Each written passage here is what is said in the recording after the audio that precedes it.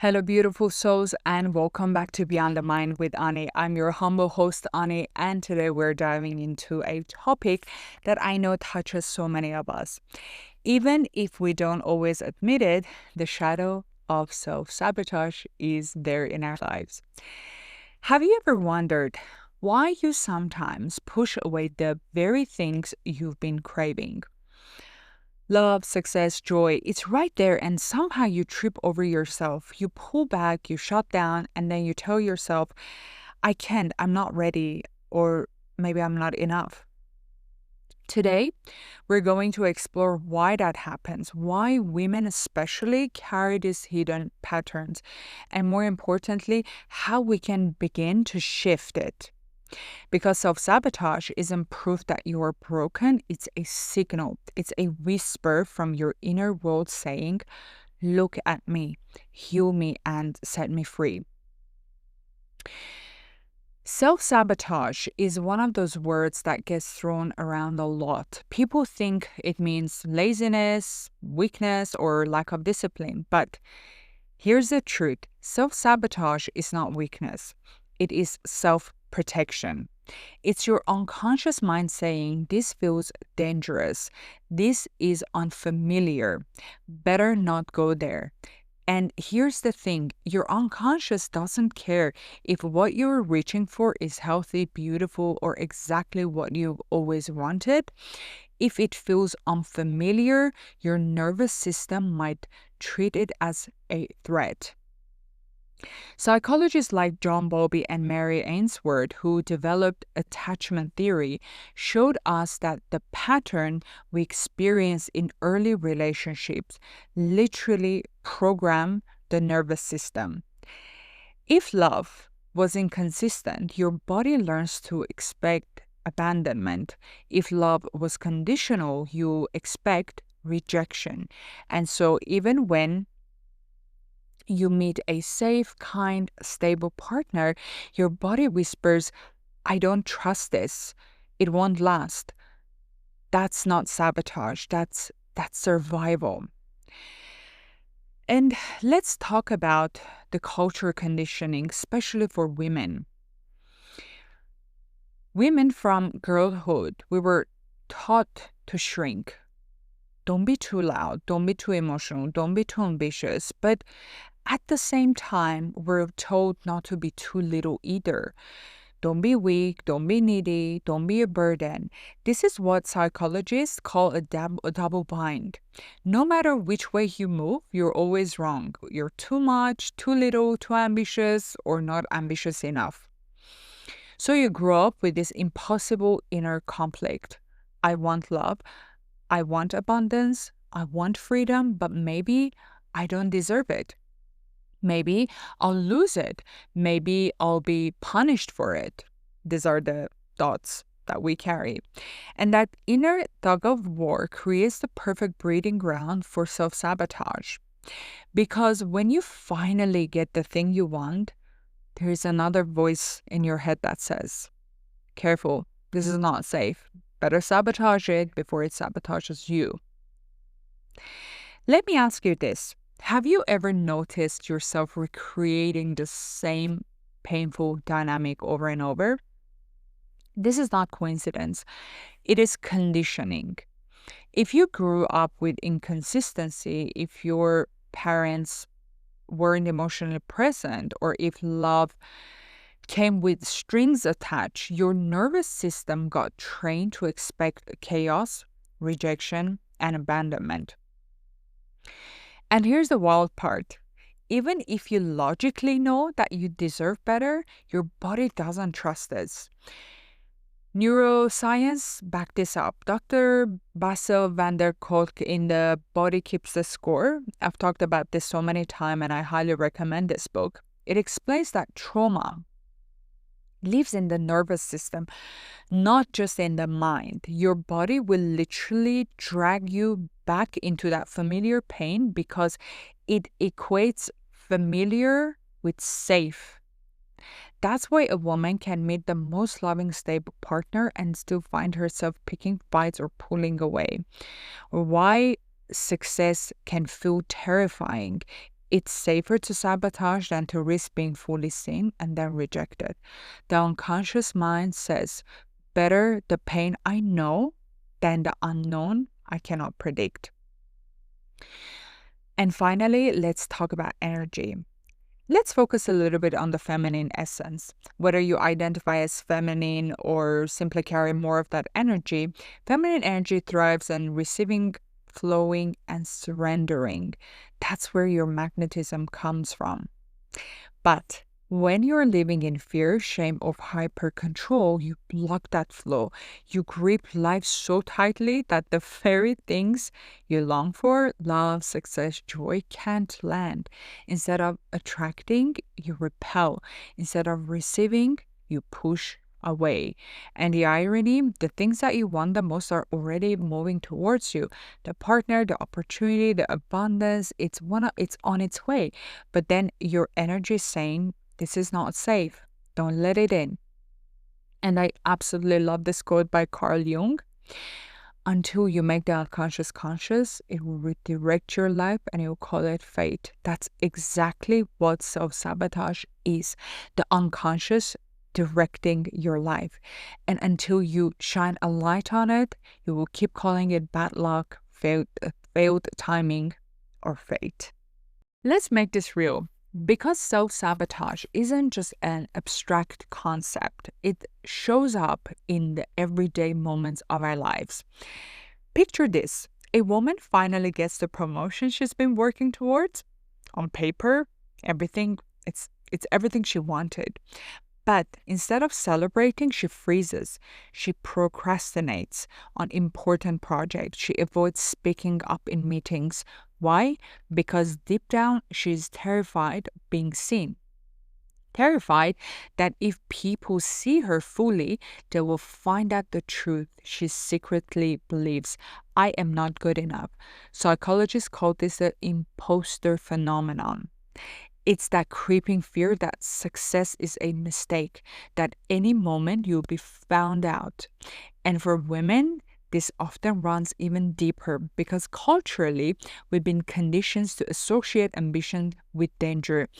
If I shine too brightly, I'll be judged, rejected, and isolated. Now, imagine another woman.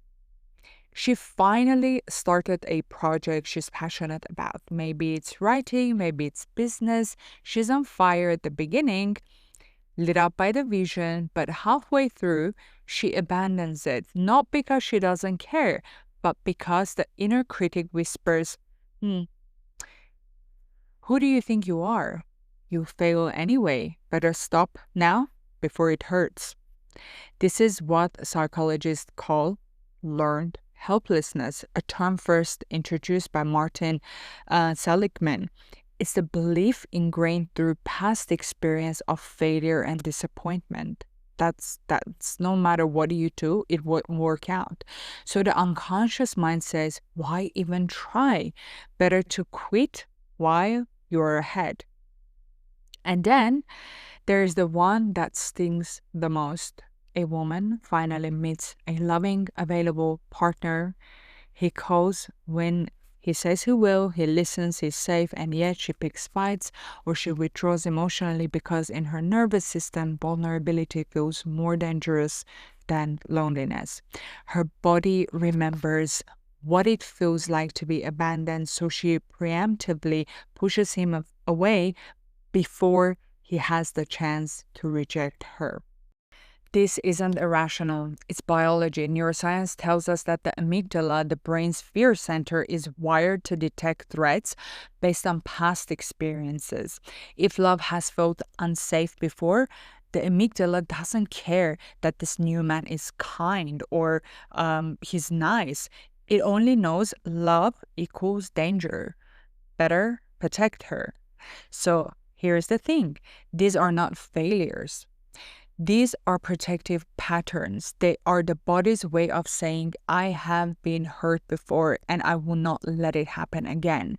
But the cost, by pulling yourself back into what's familiar, even if that familiar thing is pain, you keep blocking the love, the success, the joy that is right in front of you.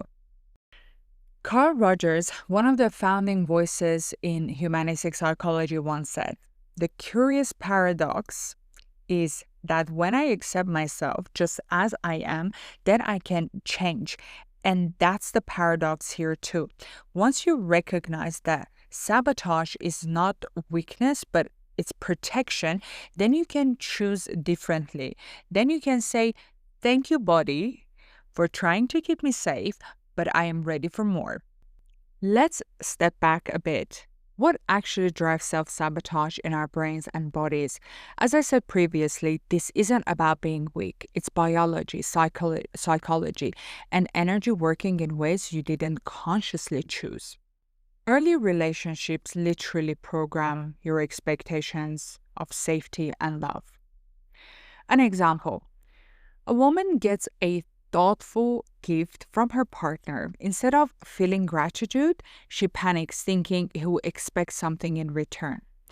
"I'll let him down." Her nervous system learned that love always comes with strings. Adults often recreate this unconscious script, so a safe partner can feel threatening because it doesn't match your childhood blueprint. Awareness of these patterns allow you to pause before acting on autopilot. Self-sabotage often comes from acknowledged parts of ourselves. For example, a creative woman has a brilliant idea for a workshop but keeps finding excuses not to launch it. Not laziness, it's her shadow carries a fear of success she learned from critical parents. Don't get too big, it's dangerous. Your shadow leaks in subtle ways. Procrastination over planning, minor conflicts, self-criticism. By bringing shadow fears to awareness is the first step to consciously reclaiming your power back. Self-sabotage is often physiological, not just mental. This is when they say the body acts before the mind does. Trauma and stress condition your nervous system to expect danger in unfamiliar success or love. Let's say a woman is about to negotiate her dream salary. Her logical mind knows that she deserves it, but her body floods with adrenaline, heart racing, palm sweating. The brain triggers fight or flight because big wins feel unfamiliar, and unfamiliar equals unsafe. Chronic patterns of this kind literally reshape neural pathways over time, reinforcing avoidance and fear. Based on my research, practices like breath work and small exposure challenges teaches your body that receiving success and love is safe. So I want you to keep this in mind. Self-sabotage isn't personal failure. It's your brain and body doing their job. Attachment patterns, shadow fears, and nervous system survival are survival strategies running old scripts. The breakthrough happens when you consciously step in, notice the patterns, and gently guide yourself towards what actually serves you. Now that we understand why self-sabotage happens, let's talk about how to shift it. Because awareness alone isn't enough, you also need practical tools to step into that flow, reclaim your power, and start receiving what you truly desire. Awareness first. Shine the light on your pattern. Before you can change, you must notice the sabotage. Where do you pull back when things are going well? Where do you procrastinate? Do you deflect compliments or downplay achievements? For example, somebody just got promoted. Instead of celebrating, they avoid sending emails, delaying tasks, and worrying about messing things up. By journaling, they understood that I am afraid. If they really see me, they'll think that I'm not competent. That simple act of noticing is a step one in reclaiming control. Journaling acts as a mirror of your subconscious patterns. Clinical psychologists note that writing about emotional triggers increase self-awareness and reduce stress. Awareness turns sabotage from something you blame yourself for into a signal, a whisper from your nervous system.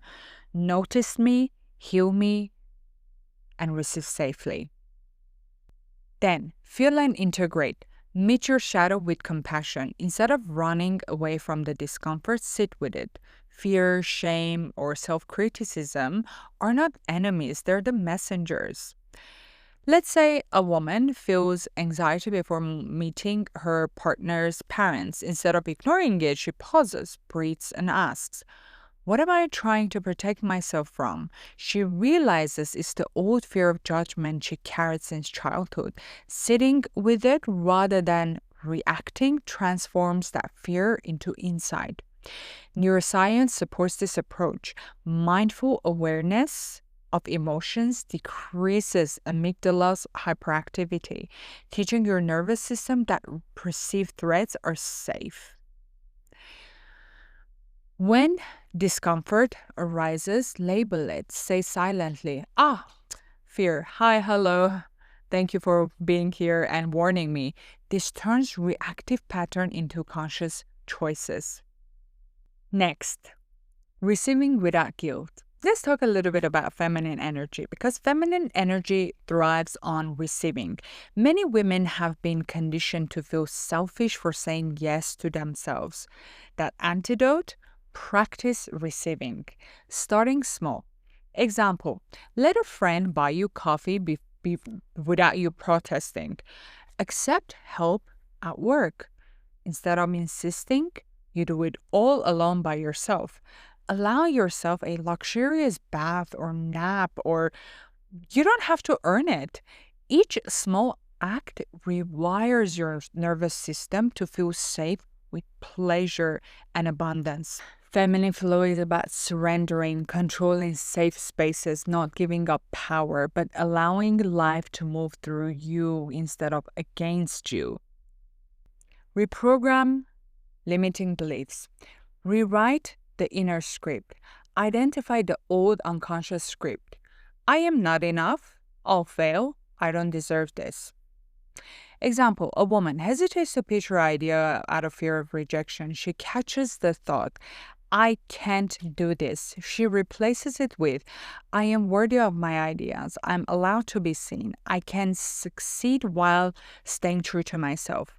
Repetition matters. Neuroplasticity research shows that consciously repeating new thoughts strengthens and creates neural pathways, gradually overriding old self-sabotaging ones. Affirmation alone aren't enough. They must be paired with action and presence. Receive help. Step into opportunity and honor your desire. This is how beliefs and experiences merge to create lasting changes. Shifting self-sabotage isn't one-time fix. It's a practice, awareness, feeling, surrender, and conscious rewiring. Shifting self-sabotage isn't one-time fix. It is a practice, awareness, feeling, surrender, and conscious rewiring are your toolkit. The moment you begin to notice, integrate, receive, and affirm, you are literally training your nervous system that it is safe to have what you want. And that, beautiful souls, is how you move from resistant to magnetic flow.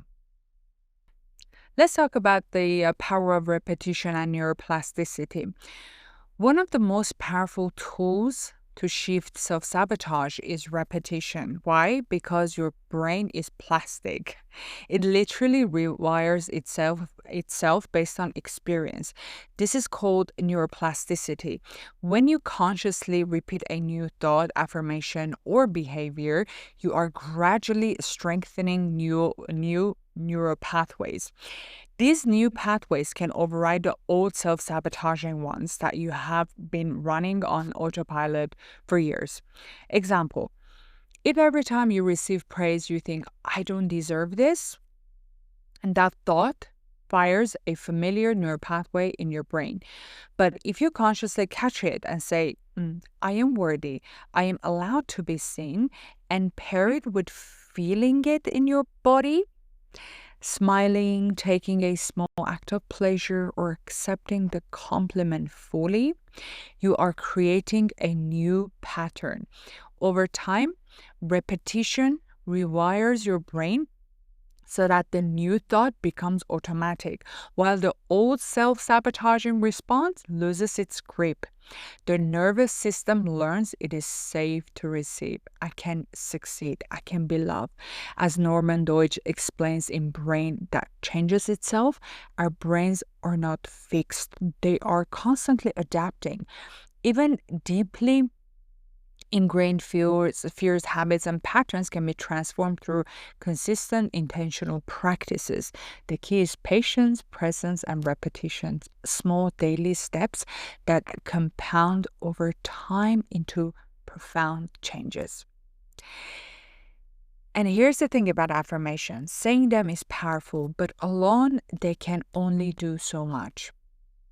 If you repeat, I'm worthy, I'm loved, and then immediately turn down opportunities, ignore help, or shrink in the moment, your nervous system doesn't get the message. The body learns through experience, not just words, as I mentioned before.